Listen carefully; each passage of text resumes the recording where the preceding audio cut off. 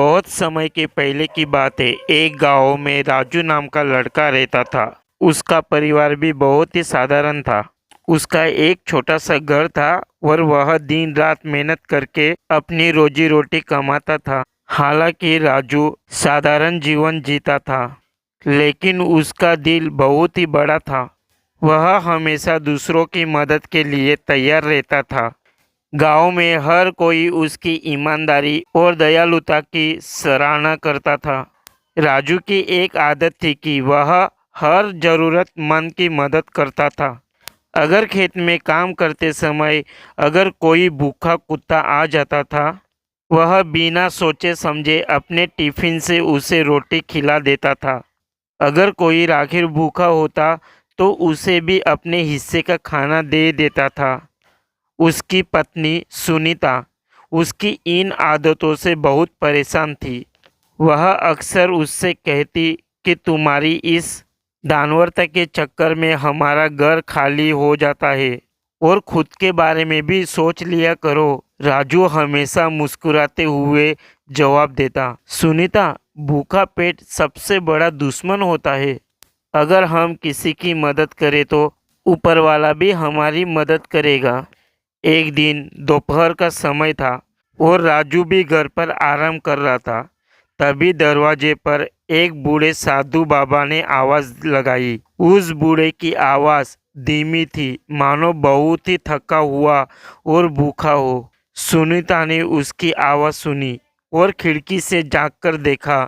लो, वह बड़बड़ा भी अब यहाँ भी आ गया। लगता है फिर से रसोई खाली होने वाली है। लेकिन राजू ने सुनीता की बातें को इग्नोर किया और राजू दरवाजे की ओर बढ़ गया। जब उसने दरवाज़ा खोला तो देखा कि साधु बाबा बहुत कमज़ोर और थके हुए हैं। उनके कपड़े मैले हैं और चेहरा पसीना से पूरी तरह भीगा हुआ है।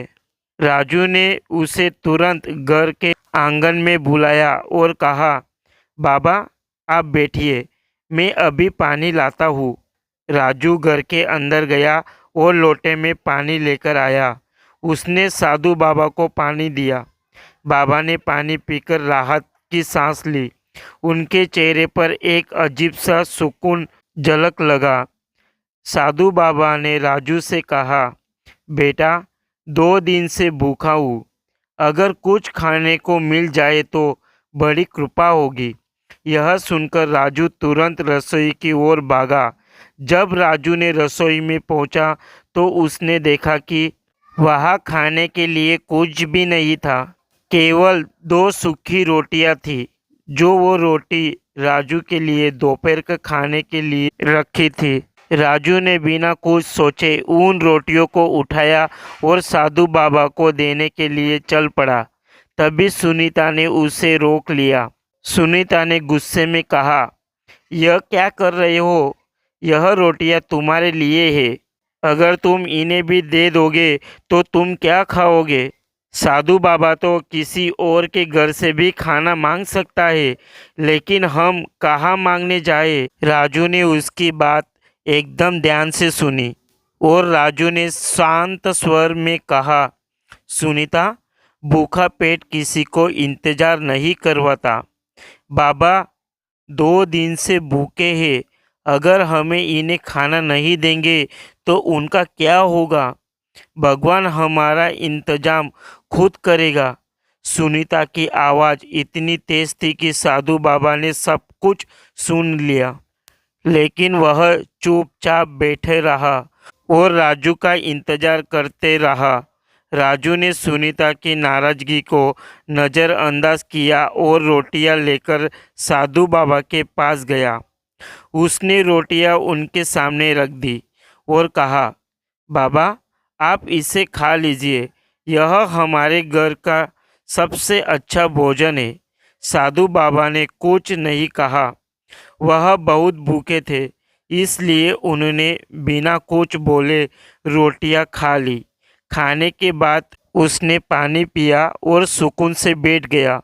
कुछ देर बाद जब साधु बाबा जाने के लिए उठे तो उन्होंने राजू को अपने पास बुलाया। साधु बाबा ने अपने झोले में से एक चमकती हुई सोने की कटोरी निकाली और राजू को दे दी। राजू उस कटोरी को देखकर बहुत ही हैरान हो गया।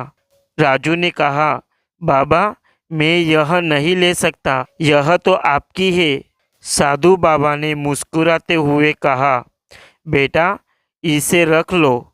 मैं पिछले हफ्ते एक राजा के पास गया था। राजा ने मुझे यह कटोरी भिक्षा में दी थी, लेकिन यह तो मेरी किसी काम की नहीं है।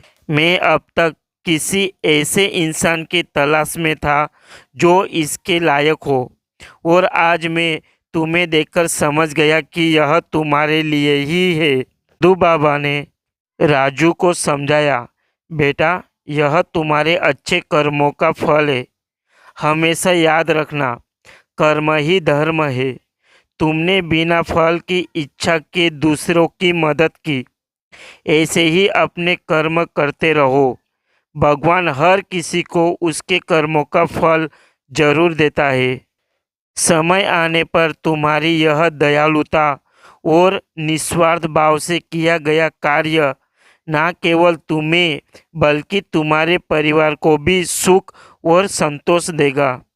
इस कटोरी को अपने पास रखो और इसका सदुपयोग करो, लेकिन इसे पाकर अपने जीवन की अच्छाइयों को ना छोड़ो। यह केवल तुम्हारे लिए एक प्रतीक है। भगवान हमेशा अच्छे कर्मों की सराहना करता है।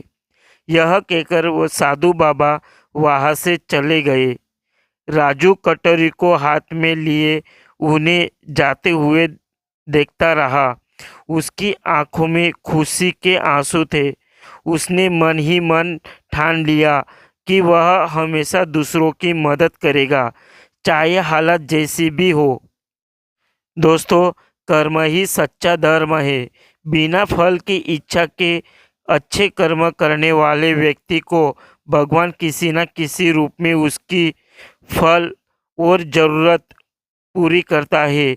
हमें अपने कर्मों से कभी भी पीछे नहीं हटना चाहिए। दोस्तों, यह राजू की कहानी आपको कैसे लगी, यह कमेंट करके ज़रूर बताना। और हाँ दोस्तों, आपका कीमती टाइम निकालकर इस कहानी को सुनने के लिए मैं मेरे दिल से धन्यवाद करता हूँ। और मेरे चैनल को सब्सक्राइब करना भी ना भूलना। मैं एक दिन छोड़ के एक दिन ऐसे ही कहानी आपके साथ लाता रहूँगा, इसलिए मेरे चैनल को सब्सक्राइब जरूर करके रखें। तो मिलते हैं ऐसे ही एक और मोटिवेशनल कहानी के साथ।